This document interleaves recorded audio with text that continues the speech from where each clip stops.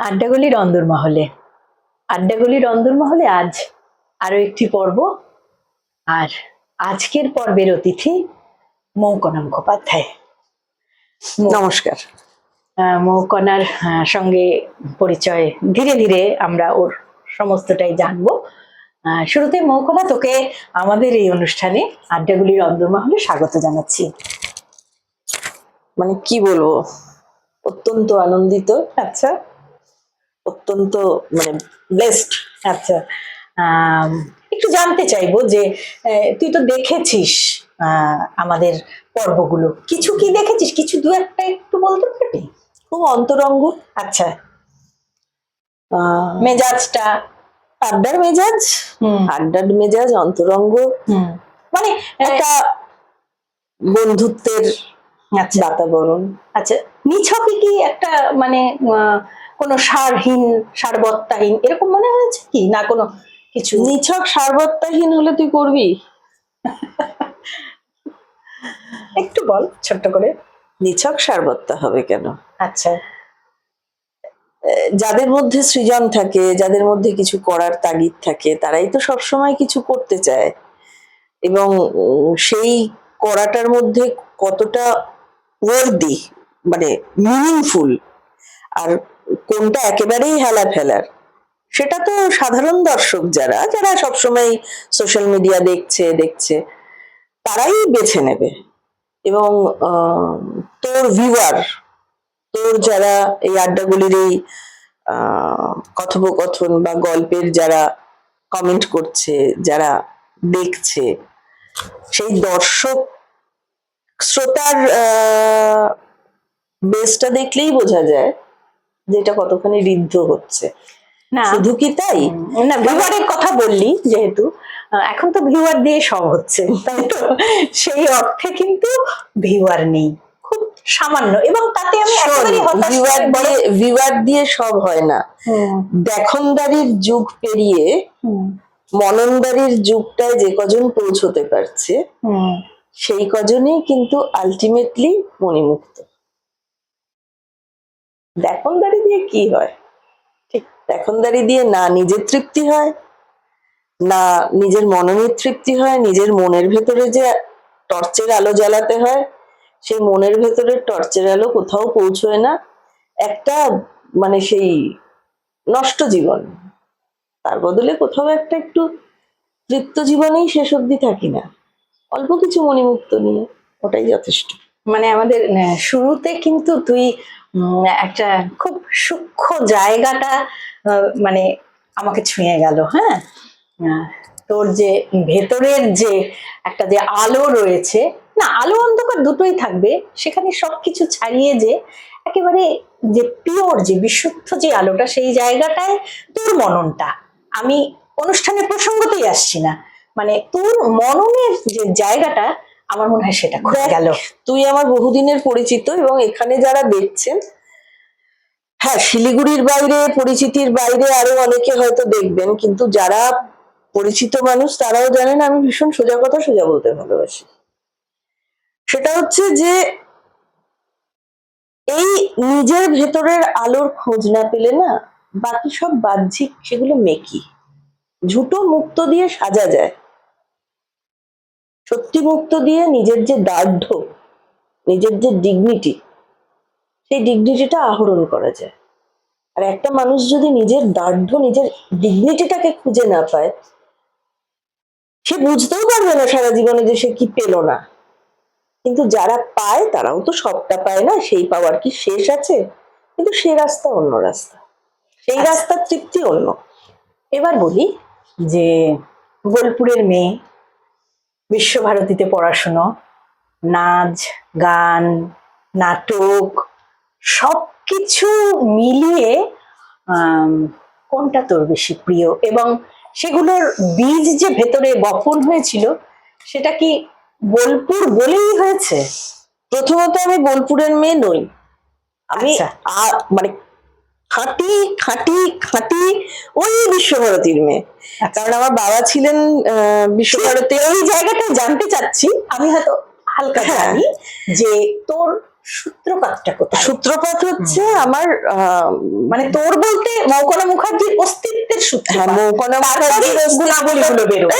গুণাবলী বলে কিছু না। আচ্ছা, গুণাবলী নয়, হ্যাঁ, মৌকলা চারিত্রিক মুখার্জি তো বৈশিষ্ট্য। শুধু মৌকলা মুখার্জির সূত্রপাত দিয়ে হয় না, তার সূত্রে অনেক বংশ পরম্পরা থাকে। সেটা সেটা আছে, আমি সেটা জানি বলেই জানতে চাইছি, এবং এবার আমাদের সেটা রয়েছেন। সেটা বলি, সেটা হচ্ছে আমার মা এসছেন হচ্ছে ওই দেশভাগের সময় পূর্ববঙ্গ থেকে আসা একটা স্ট্রাগলিং ফ্যামিলি, এবং তারপরে তারা বোলপুরে সেটেলড হন। আর বাবা অ্যাকচুয়ালি আমার দাদু ছিলেন, বাবাদের কোনো কালে পূর্বপুরুষ কালনা টালনায় ছিল, পরবর্তীতে দাদু ওই আসানসোলের ওখানে শ্রীপুর কলিয়ারি, ওই কলিয়ারি ওই গ্রামে আমাদের বিশাল, মানে বাবা ছিলেন ওখানকার, দাদু ছিলেন ওখানকার জমিদার বল জমিদার, রাজন্য বল রাজন্য, যাই হোক একটা কিছু একটা ব্যাপার স্যাপার। এবার তার ছেলে পিলেরা সবাই মানে পড়াশুনো এইসব জায়গায় অরিজিনালটা বাবা পরবর্তীতে বিশ্বভারতীতে পড়তে আসেন বিএড। বাবা তার আগে ওই কলকাতার মাস্টার্স ডিগ্রি টিগ্রি প্রেসিডেন্সি কলেজ অমুক তমুক এইসব করে বিশ্বভারতীতে বিএড করতে আসেন। এবার বাবা অ্যাকচুয়ালি, আমি মানে বাবার জায়গাটা আমি জানি, বাবা অসম্ভব ভালো সেতার বাজাতেন, গান করতেন, নাটকের ডিরেকশন দিতেন, প্যারোডি লিখতেন খুব ভালো, মানে বাবার এই জায়গাগুলো মাতিয়ে দেওয়ার মতো ছিল। পরবর্তীতে তিনি বিশ্বভারতীতে চাকরি পান। আচ্ছা, বিশ্বভারতীর টিচার্স ট্রেনিং যে ডিপার্টমেন্টটা, শিক্ষা চর্চা, তার প্রিন্সিপাল ছিলেন। সেই সূত্রেই মানে বাবা কোয়ার্টারে থাকতেন, পরবর্তীতে মাও ছিলেন স্কুলের টিচার, অন্য একটা স্কুলের। এবার আমার সেই সূত্রে বিশ্বভারতীর যে পিয়ারসন মেমোরিয়াল হসপিটাল আছে, বিশ্বভারতীর একটা নিজস্ব হসপিটাল আছে, সেটা পিয়ারসনের নামে পিয়ারসন মেমোরিয়াল হসপিটাল। আমার বিশ্বভারতীতেই জন্ম, দোলের দিন সকাল 9:15, এবং মানে 0 বয়স বা 1 সেকেন্ড বয়সের তো আর কোনো স্মৃতি থাকে না। শুনেছি সেই সময় বসন্ত উৎসবটা হচ্ছিল, বসন্ত উৎসবের গান। হ্যাঁ, যাকে এবার তারপরে বড় হওয়াটা ওই শান্তিনিকেতন শ্রীনিকেতনেই। আচ্ছা, এবং লোকে মানে বিশ্বভারতী বলতে শান্তিনিকেতনই বলছে। শান্তিনিকেতন শুধু মিলে বিশ্বভারতীর পূর্ণাঙ্গ রূপ কখনোই নয়। একদম। শ্রীনিকেতন আর শান্তিনিকেতন এই দুটোর যৌথ রূপ বিশ্বভারতী। মানে রবীন্দ্রনাথ যদি শুধু মানে সাহিত্য চর্চা নাও করতেন, তাহলেও তার মহৎ অবদান হচ্ছে রুরাল রিকনস্ট্রাকশন বা ঠিক গ্রামোন্নয়ন।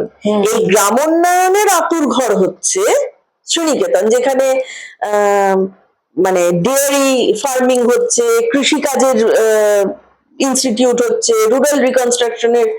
এবং মানে আমরা পড়াশোনার সময় পড়েছি যে Rabindranath thoughts of rural reconstruction, Rabindranath philosophy for rural reconstruction. তো আমার এই শ্রীনিকেতনে বড় হওয়া।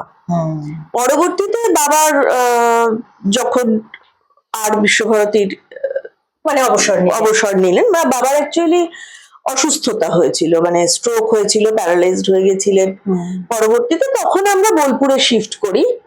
এবং তারপরে মা বোলপুরে বাড়ি করেন, এবং মা যখন বোলপুরে বাড়ি করেন তখন আমি অনেকটাই বড়, তখন আস্তে আস্তে আমার উচ্চশিক্ষা, বাবা চিকিৎসার প্রয়োজনে পরবর্তীতে কলকাতায় শিফট করানো হয়েছিল।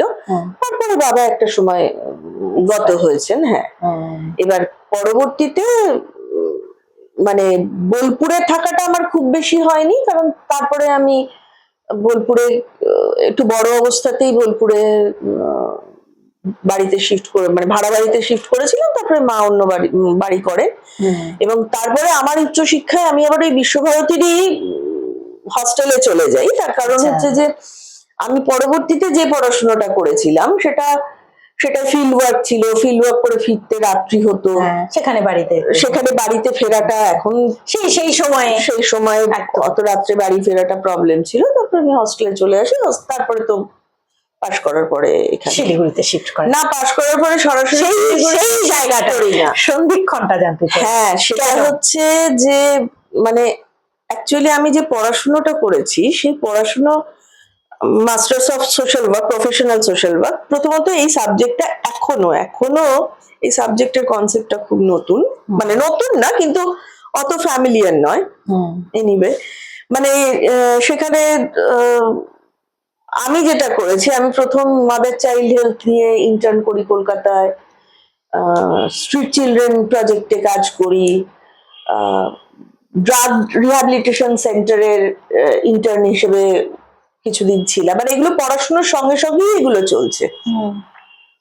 তারপরে আমি গেলাম হচ্ছে ঝাড়গ্রামে, লোধা কমিউনিটির মধ্যে ওদের কমিউনিটি ডেভেলপমেন্টের প্রজেক্টে কাজ করতে, একটি অর্গানাইজেশনে। এবং সেখানে আমাকে মানে লোধা কমিউনিটি, এখন যে লোধাশুলির জঙ্গল, এখনো তখন লোধাশুলির জঙ্গল যথেষ্ট ভয়াবহ ছিল।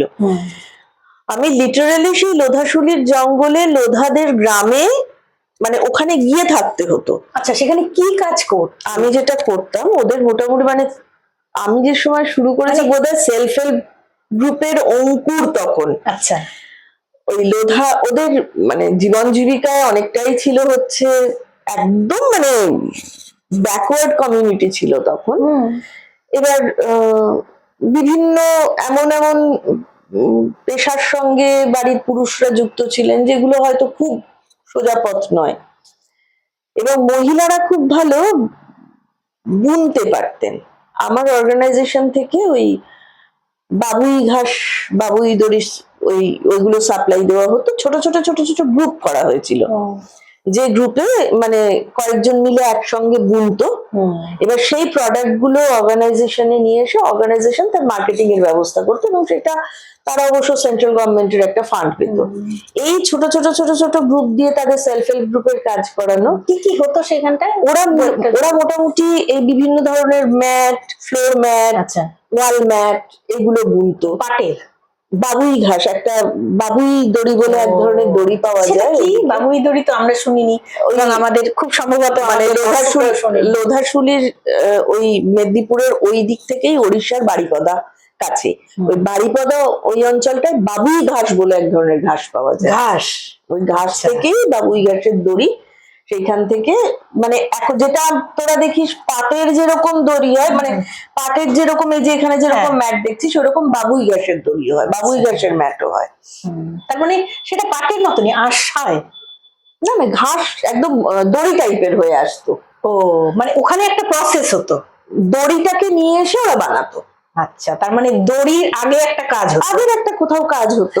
এবার মানে গভর্নমেন্ট সাপ্লাইও ছিল ওইগুলো, সেইগুলো দিয়ে ওই কাজগুলো হতো। আচ্ছা, আর তার সঙ্গে যেটা ছিল ওদের ওখানে তো হাড়িয়া, মানে এইসব খাবার বিষয় মানে চল ছিল এই অ্যাওয়ারনেস জেনারেশন করা, যেটা মানে নেশার জায়গাগুলোকে যতটা কম করা যায় সেইগুলো করা হতো। এবং মানে বৃহস্পতিবার না শুক্রবার রাত্রে অর্গানাইজেশনের গাড়ি আমাকে নিতে যেত, আবার সোমবার দিন আমি মানে আমার একটা অসম্ভব ভালো মুহূর্ত হচ্ছে বাদনা পরবের সময় আমি ওদের গ্রামে ছিলাম। সে যে কি একটা অনুভূতি, মানে কিরকম বাদনা পরবটা? সারাদিন হই হই করছে, ধামসা মাদুল বাজাচ্ছে, গান চলছে, নাচ চলছে, ফুর্তির ফোয়ারা। আচ্ছা, কিন্তু সেই বাদনাটা মানে কি উদ্দেশ্য করে, মানে ওদের যে রিচুয়ালস, ওদের যে রিচুয়ালটা কি, ওদের মতন করে ওরা যেভাবে পূজা উপাসনা, সেরকম তো মূর্তি পূজা এরকম হয় না,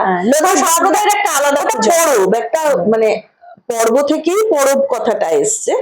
ওটা ওদের একটা উৎসবের পরব। আচ্ছা, কিন্তু এটা কেন্দ্রবিন্দুটা কি, মানে কোনো কি পুজো, মূর্তি পুজো, না নিজেরাই ওদের নিজেদের কিছু রিচুয়ালস থাকে? আচ্ছা, সেইগুলো সেই জায়গাটা অতটা এইবার ওইখানে বাদনা পরব, বাদনা পরব। আচ্ছা, এইবার ওইখানে ওইটা করতে করতে আমার ইন্টার্নশিপ, মানে ইন্টার্নশিপের পরেই ওখানে আমি চাকরি পেলাম।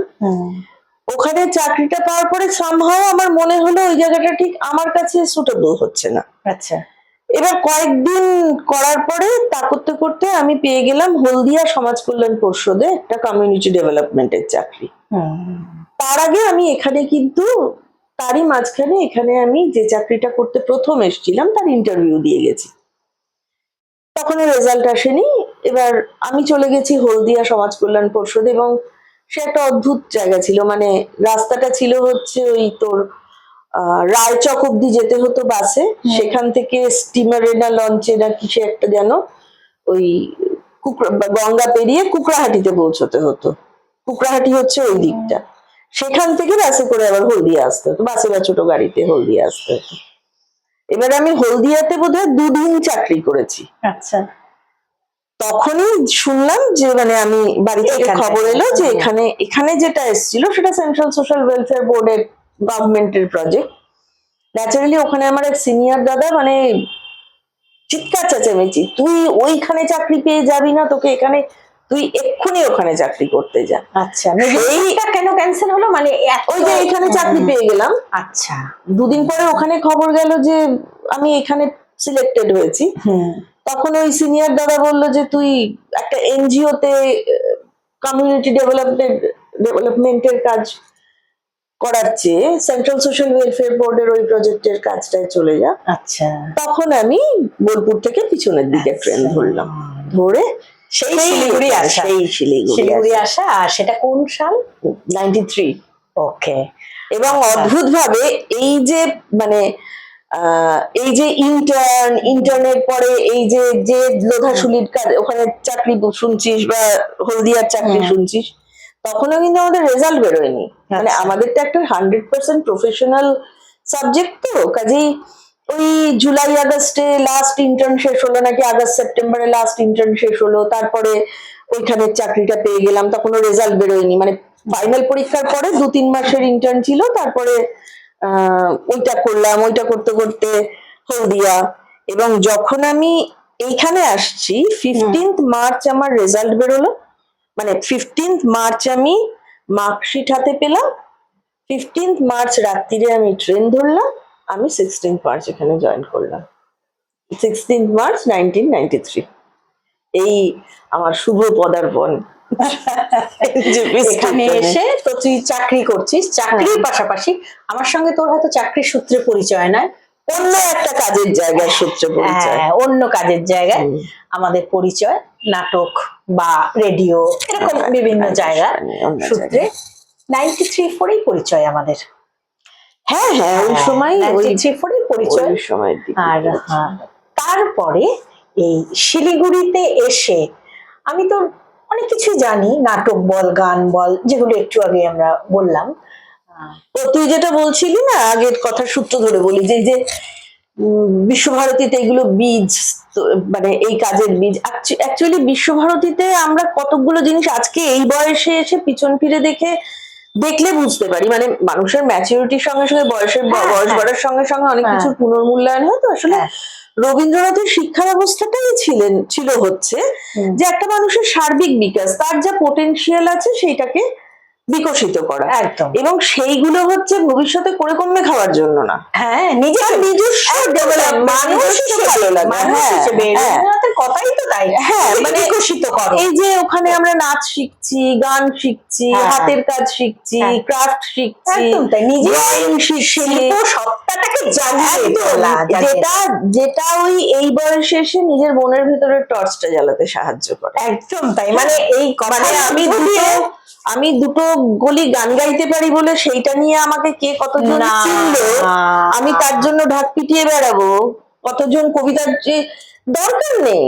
নিজেরটুকু নিজে লালন করা, নিজে এই এই এই জায়গাগুলোই আসলে ওখানে, মানে এই আনন্দ আমি কোথায় পাবো? আমাদের ছোটবেলায় রেনি ডে হলো, চিৎকার rainy day rainy day rainy day, কিন্তু রেনি ডে মানে যে ছুটি হয়ে গেল তা না। রেনিডের ছুটি হলো, টিচাররা আমাদেরকে নিয়ে হাঁটতে হাঁটতে ওই ঝুম বৃষ্টির মধ্যে টিচাররাও ভিজছেন, আমরাও ভিজছি, রাস্তার মধ্যে হাঁটতে হাঁটতে, নাচ করতে করতে, চিৎকার করে গান করতে করতে চলে গেলাম রেল লাইনের পার খোয়াই, আবার ফিরে এলাম আমাদের রেনিডে।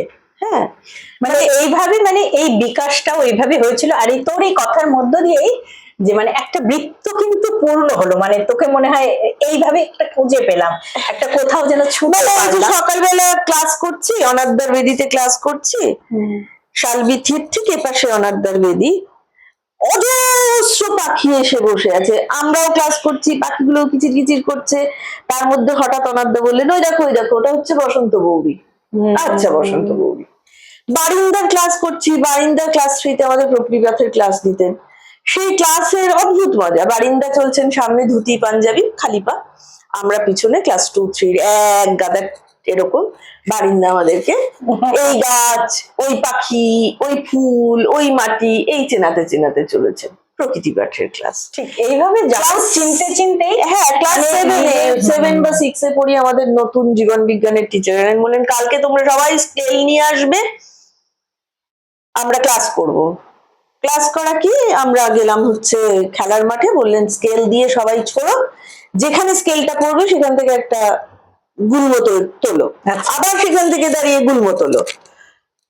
আমরা তো হাসছি, আবার কি, ও মা। তারপরে দেখলাম খেলার মাঠ, হাতিপুকুর অব্দি যেতে হবে, খেলার মাঠ থেকে হাতিপুকুর অব্দি আমরা যেখানে যেখানে গুল্ম তুলেছি, পরে আমরা মূল্যায়ন করে দেখলাম, পর্যালোচনা করে দেখলাম, যত আমরা হাতিপুকুরের কাছে গেছি তত জলজ উদ্ভিদ বেশি পেয়েছি।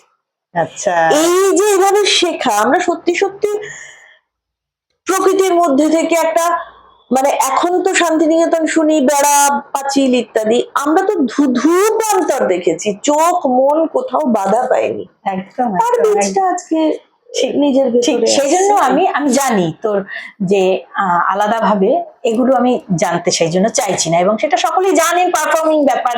তোর নাটক আমরা দেখেছি, গান শুনেছি, নাচ দেখেছি, সবটা মিলিয়েই আমরা মৌকোনাকে চিনি।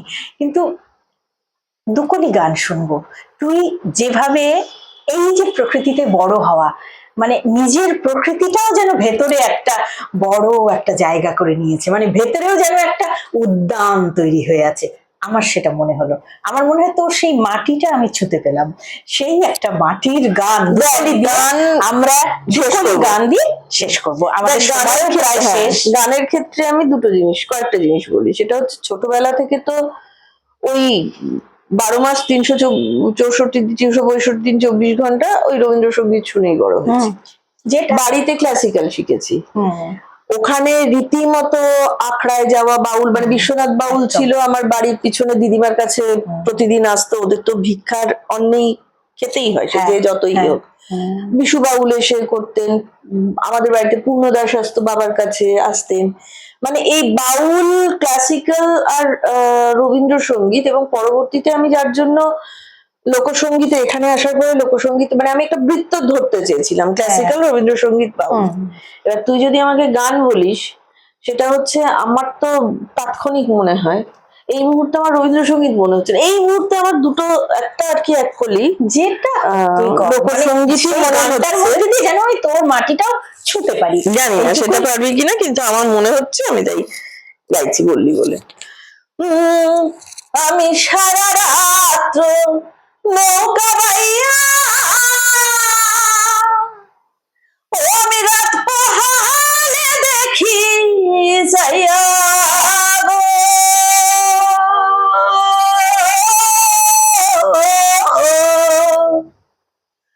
আবার যেখানের নাম সেইখানেতে আছে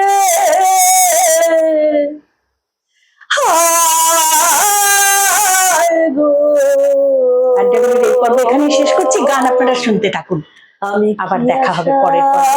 গানটা চলুক, নমস্কার। ঘুরিলাম কারো কাছে আমার মন দুঃখে পরানো না বাসে,